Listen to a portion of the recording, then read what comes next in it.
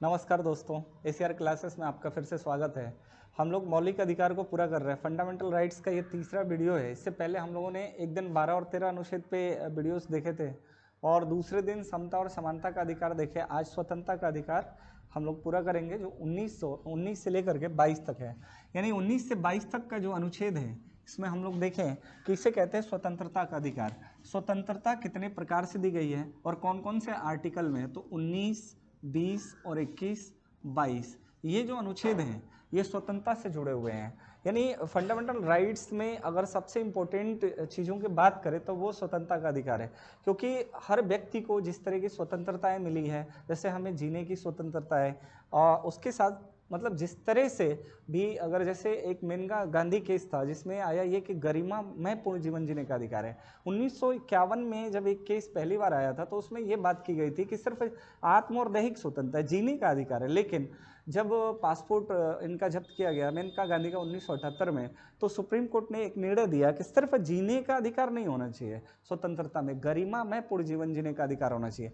तो आगे हम लोग देखेंगे जिस हिसाब से जब जब केसेस आई हैं तो सुप्रीम कोर्ट का कुछ ना कुछ निर्णय हमेशा आया है, उसके हिसाब से हम देखते जाएंगे। इसमें पहला अनुच्छेद हमें कवर करना है 19 अनुच्छेद। स्वतंत्रता के अधिकार में पहला 19 अनुच्छेद क्या कहता है? अभिव्यक्ति या बोलने की स्वतंत्रता। अभिव्यक्त करने का कई तरीका होता है। अभिव्यक्त का मतलब अपने इमोशंस भी आप व्यक्त करते हैं बातों के द्वारा, विचारों के द्वारा, मैगजीन के द्वारा या अभिभाषण के द्वारा।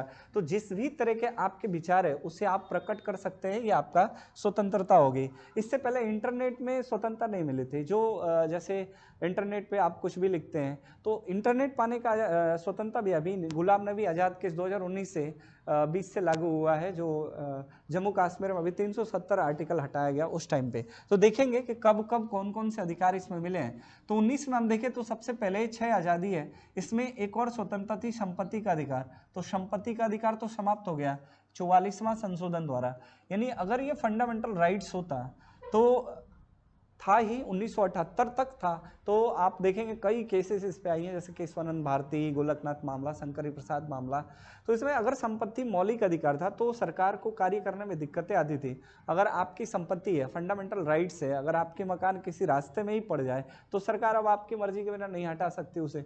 तो सरकार के कामों में भी दिक्कतें आती थी, इसलिए इसको हटाना बहुत जरूरी रहा और हटा भी दिया गया। तो अभी 6 स्वतंत्रताएं 19 अनुच्छेद में ए में दिया है। ये एक का ही सिर्फ अभी पहले समझना है कि क्योंकि ABCD करके अलग अलग है, जैसे कहीं भी घूमने की, बसने की और कहीं भी व्यापार व्यवसाय करने की, संघ बनाने की, आमरण अनशन करने की, ये स्वतंत्रताएं दी गई हैं। लेकिन 19A में जिसे हम कहते हैं मीडिया की स्वतंत्रता, इसमें जो मीडिया है इसका क्या रोल है, या इसको कहते हैं प्रेस की स्वतंत्रता। और इसी के अंतर्गत इस अभिव्यक्ति में जितने हाईकोर्ट या सुप्रीम कोर्ट ने अपने निर्णय दिए उनके द्वारा कौन कौन सी आज़ादी आपको मिली है, स्वतंत्रता मिला है।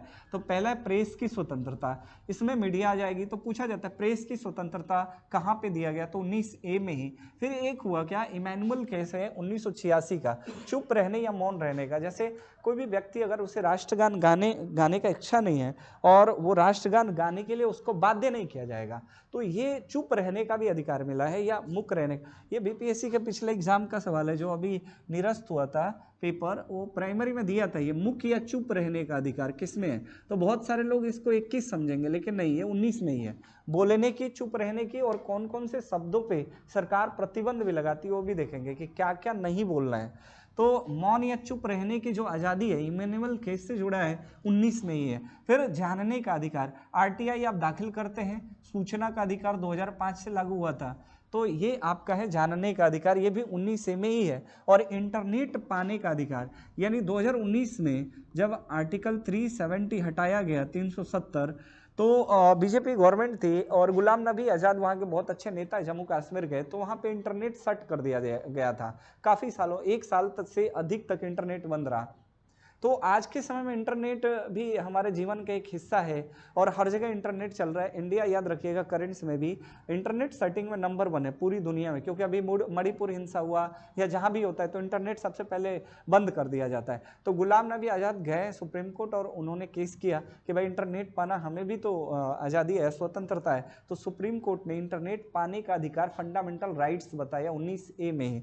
तो ये भी पूछा जा सकता है कि इंटरनेट पाने का अधिकार कौन से अनुच्छेद में है।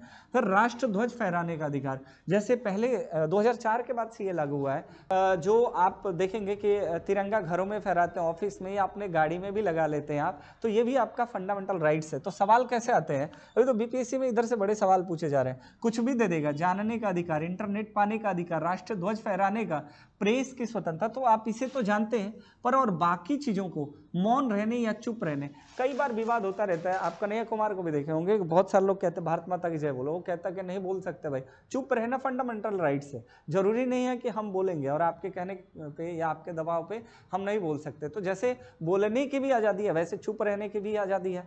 अगर कोई तपस्या ही कर रहा है, कोई तपस्वी ही है, तो उसको आप भंग नहीं करा सकते उसकी तपस्या को, उसने ठान लिया चुप रहना तो वो चुप रहेगा। तो यह हमारा सिर्फ 19A था, यानी 19A में कौन कौन से अधिकार हैं। और उसके बाद अगर आप आगे देखें तो बहुत सारी चीज़ें 19B C जो आर्टिकल मिलते जाएंगे, इसमें देखेंगे 19B में जो ख में क्या है, वाक्य व्यक्ति पर जो प्रतिबंध है उसको बताया गया है। सबसे पहले ये देख ले, बोलने की तो आज़ादी है, किस पे नहीं बोलने की आज़ादी है। जैसे भारत की संप्रभुता अखंडता, अगर आपको बोलने की आज़ादी मिल गई, अभिव्यक्त करने की आज़ादी मिल गई, अभिव्यक्त में कार्टून भी आ जाते हैं। जैसे आपने कोई इमोजी देखा होगा, अगर आप इमोजी बना के ऐसे कर देते तो आप किसी न किसी चीज़ को प्रकट कर रहे हैं, अभिव्यक्त कर रहे हैं कि नहीं कोई व्यक्ति सैड है। अगर इसको आप ऐसे करते हैं तो ये समझ आ जाता है कि नहीं आप खुश हैं। तो आप अभिव्यक्त किसी भी तरह से, आप मोदी जी को भी देखे होंगे, अमित शाह को भी देखे होंगे, राहुल गांधी को भी, कि अलग अलग कार्टून बना करके लोग अपनी बातों को प्रकट करना चाहते हैं।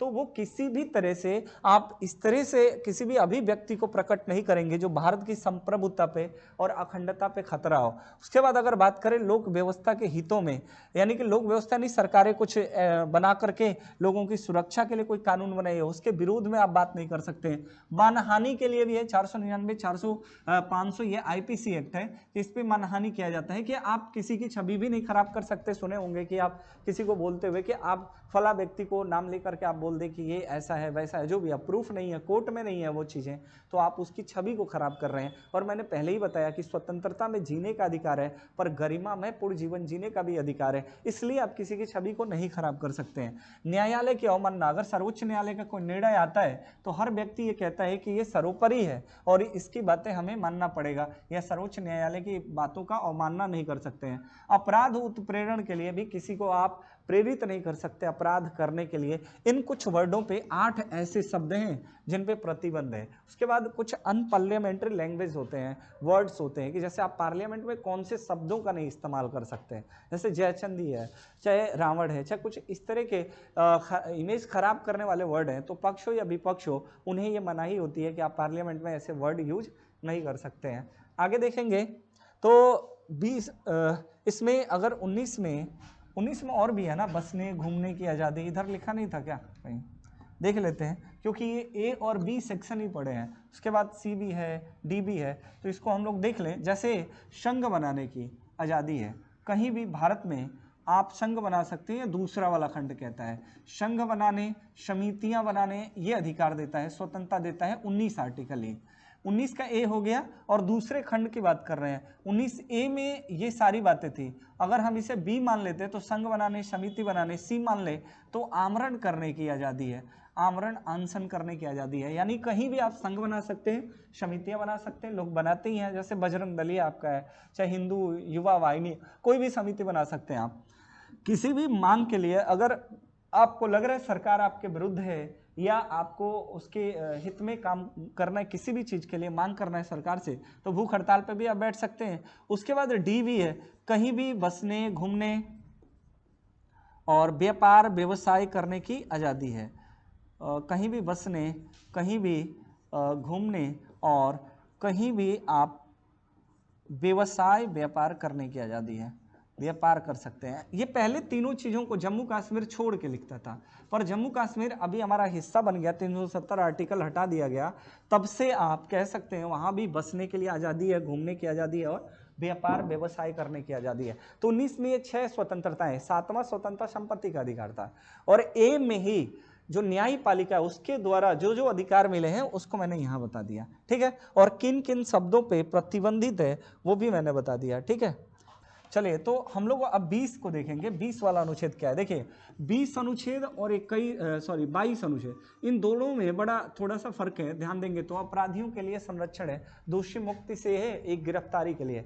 तो दोषी मुक्ति में अगर आप अपराधी हो गए हैं तो 20 अनुच्छेद 3 अधिकार देता है कि आपने जब गुनाह किया उसके हिसाब से सजा होनी है, आपको एक गुनाह के लिए एक बार सजा होनी है, और आत्माभिशंसन की बात करता है कि अपने विरुद्ध गवाही नहीं देंगे। अगर 22 में देखें तो गिरफ्तारी के लिए, गिरफ्तारी के लिए 3 कंडीशंस होती हैं कि आपको गुनाह जानने का अधिकार है, किसी भी वकील से सलाह लेने का, और 24 घंटे के अंदर बड़े अधिकारी के समक्ष पेश करने का अधिकार होता है। तो इन दोनों में बड़ा थोड़ा सा अंतर है कि 20 में है कि अपराधी होने से, 22 में है कि पहले, और 20 में है कि अपराधी होने के बाद। 3 स्वतंत्रताएं हैं, उसको देखते हैं हम लोग। तो 20 में दिया है कि दोषी सिद्धि के विरुद्ध अधिकार है, पूर्व दांडिक विधियों के विरुद्ध अधिकार, यानी कि जो जिस समय आपने गुनाह किया है समय के अनुसार, यानी पूर्व दांडिक, अगर आपने 9 बजे किया गुनाह, 10 बजे कानून बदल जाए तो आपको 9 बजे के अनुसार ही सजा होगी। अगर मान लो मृत्यु दंड किसी को मिल रहा है, आज गुनाह किया है, कल वो माफ भी हो जाए ना, 1 साल का ही हो जाए, फिर भी उसको उतने ही साल की सजा होगी जो गुनाह किया उस समय पे जो लागू था उसके हिसाब से।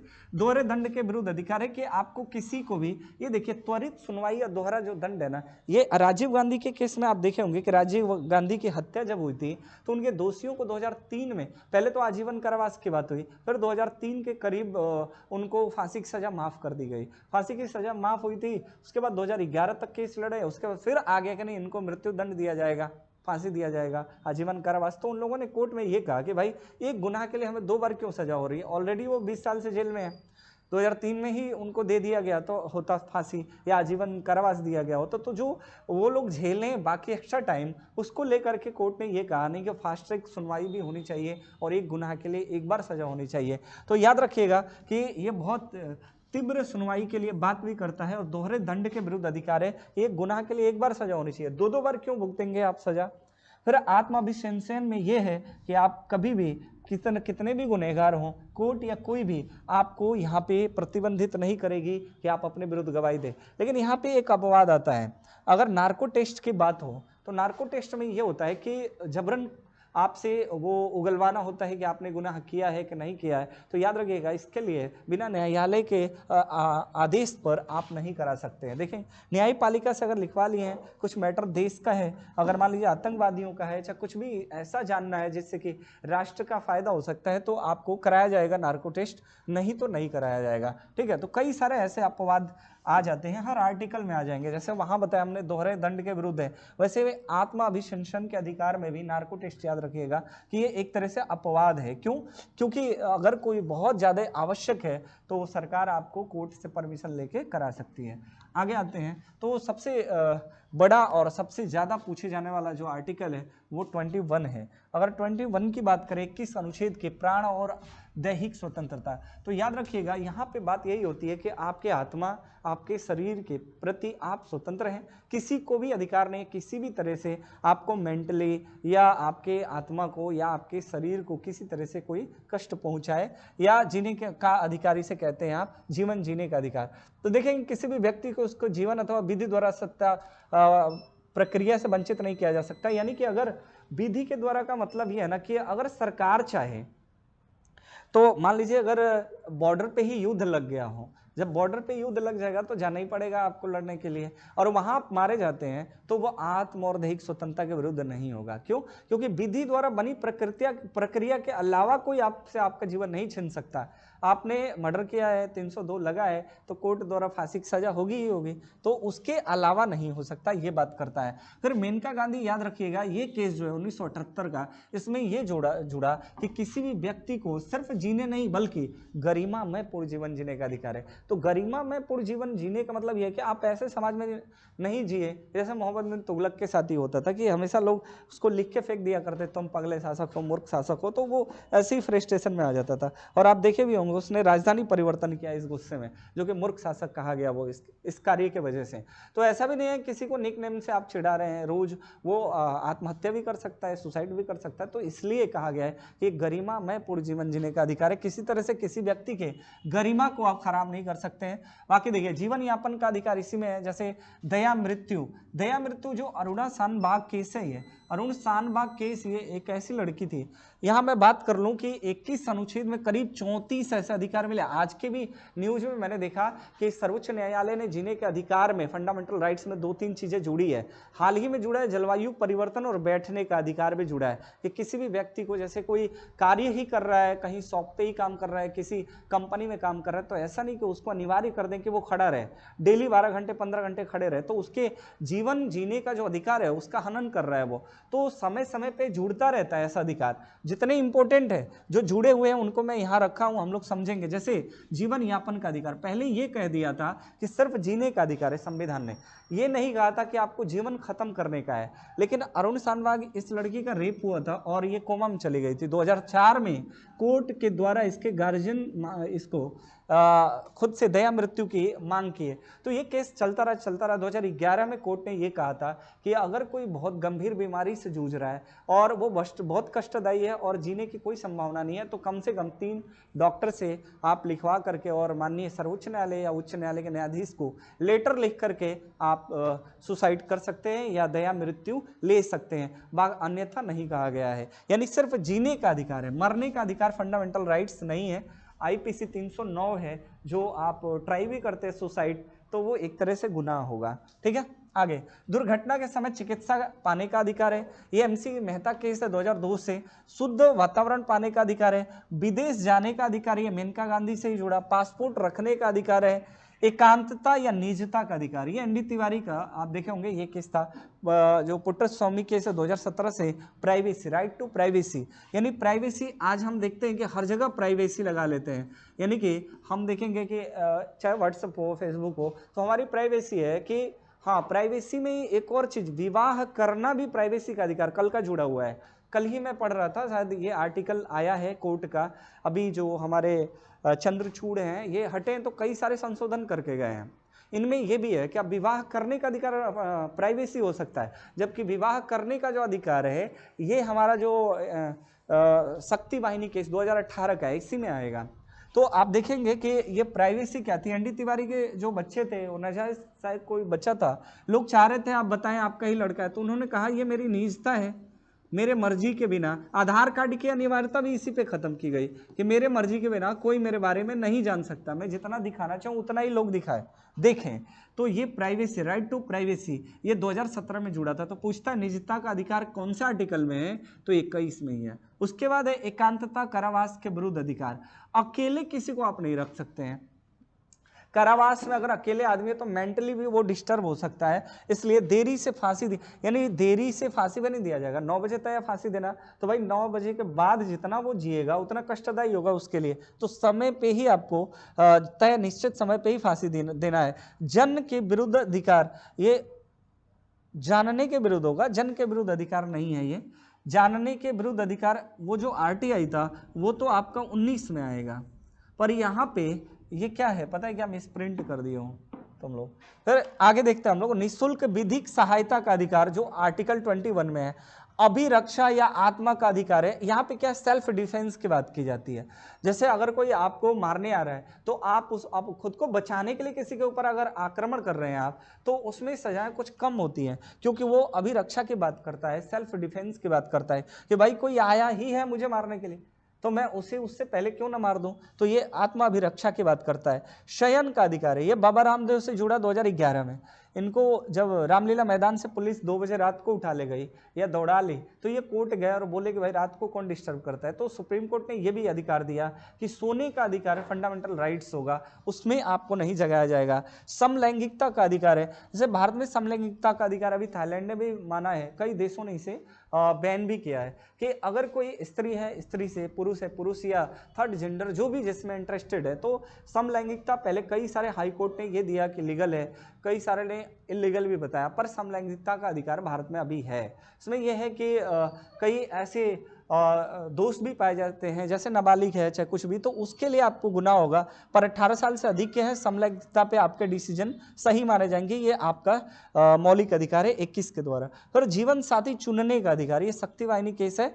इसमें क्या है कि पश्चिमी उत्तर प्रदेश और हरियाणा में बहुत सारे ऐसे मैटर आते हैं, जैसे खाप पंचायत है, तो जो लव मैरिज है उनके विरुद्ध होते हैं, बच्चों को मारना पकड़ के, और पुलिस भी इस पर उस तरह की कार्रवाई नहीं करती। तो शक्ति वाहिनी ने यह केस लड़ा और जीवन साथी चुनने का अधिकार या विवाह करने का अधिकार यहाँ पे मिला फंडामेंटल राइट्स आपका आर्टिकल 21 में। तो इतने सारे अधिकार है, शुद्ध वातावरण पाना, रोजी रोटी पाने का अधिकार। तो आप याद रखना कि ये सभी के सभी 21 के द्वारा ही होंगे। अभी जैसे पूछ दे बैठने का अधिकार, तो इसी में जुड़ा है। अभी जलवायु परिवर्तन का अधिकार भी इसी में जुड़ा है कि अगर जलवायु परिवर्तन में इन्वायरमेंट खराब होगा तो हम किसी को भी, अभी जैसे दीपावली में पटाखे आप छोड़ रहे हैं, तो ये केस जब दिल्ली में गया कि दिल्ली में बहुत सारा प्रदूषण हो जाता है इसकी वजह से, तो वहाँ बच्चों को पटाखे जलाने के लिए बैन किया गया, टाइम फिक्स किया गया कि अभी पराली जलाया जाता है हरियाणा में, पश्चिमी यूपी में जो धान काटे जाते हैं, तो वो धुएं से वातावरण खराब होता है दिल्ली का, इसलिए वहाँ पे ये सब बैन किया जाता है। एनसीआर के जितने जिले हैं, तो इसमें आप ये नहीं कह सकते कि भाई हमारी संस्कृति का हिस्सा हम पटाखे छोड़ेंगे। क्यों? क्योंकि प्रदूषण फैलेगा, जलवायु परिवर्तन अगर होगी तो मानव के शरीर पे उसका असर पड़ेगा, इसलिए ये फंडामेंटल राइट्स में जुड़ा हुआ है आर्टिकल 21। चलिए उम्मीद करते हैं कि 21 समझ आ गया होगा। 21 का में जो है आप देखेंगे कि 21 का 86वां संशोधन है। 6 से 14 वर्ष के बच्चों को निःशुल्क अनिवार्य शिक्षा दिया जाता है। बड़ा पूछा जाता है यह शिक्षा का अधिकार, पहले 45 आर्टिकल में था, अभी 45 में 0 से 6 वर्ष के शिशुओं की बात की गई है। अनुच्छेद 22 की बात करें तो गिरफ्तारी और निरुद्धि के विरुद्ध अधिकार, कि इसमें बताया 3 अधिकार होता है। गिरफ्तारी जानने का अधिकार है, गुनाह जानने का अधिकार है, किसी वकील से सलाह लेने का, और 24 घंटे के भीतर यानी आने जाने का जो टाइम है उसे छोड़ करके, और आपके पुलिस किसी बड़े अधिकारी के समक्ष आपको पेश करेगी। देखिए 22B में बी का जो खा है ना, ये कहता है कि ये वाला जो तीसरा हिस्सा है ये सबको नहीं दिया जाएगा, ये तो सबको मिल जाएगा, लेकिन ये सिर्फ भारतीय मूल के लोगों के लिए होगा। और जो तत्सम शत्रु देशी व्यक्ति हैं, किसी व्यक्ति को जो निवारक निरोध का दोषी है, ये होता है नजरबंद।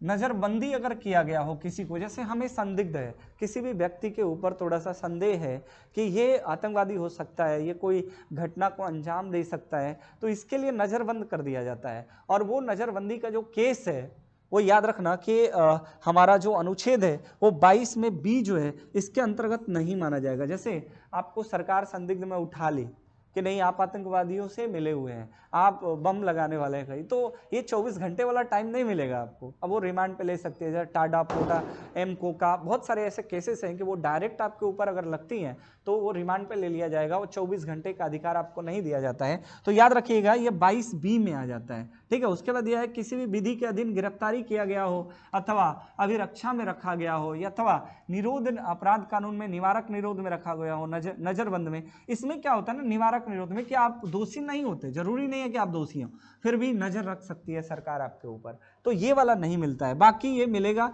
गिरफ्तारी के कारण जानना और किसी वकील से सलाह लेना, लेकिन 24 घंटे के अंदर वाला नहीं मिलता है।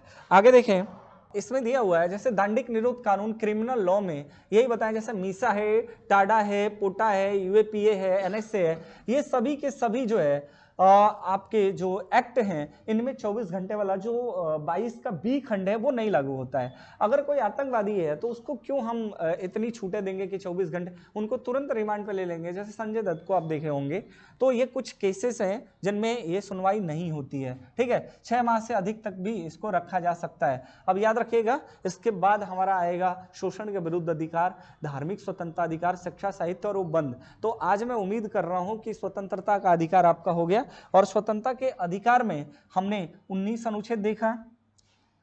यहां से अगर देखें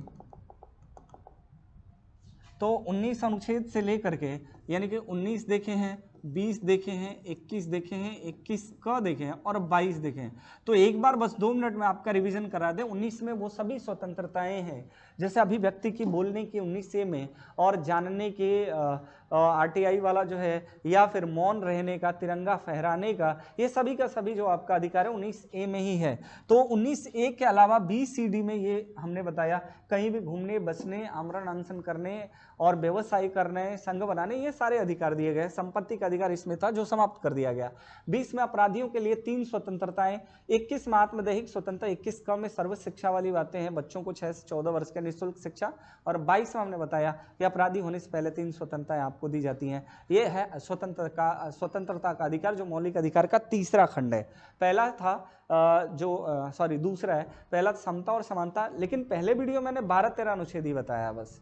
तो पहला समता समानता, दूसरा स्वतंत्रता, और एक वीडियो में हम लोग पूरे शोषण के विरुद्ध धार्मिक स्वतंत्रता और शिक्षा साहित्य का अधिकार वो बंद, ये सारा बनाएंगे, क्योंकि इसके बाद के आर्टिकल थोड़े छोटे हैं, यहाँ तक समझने वाली बातें थी। ठीक है, चलिए, थैंक यू।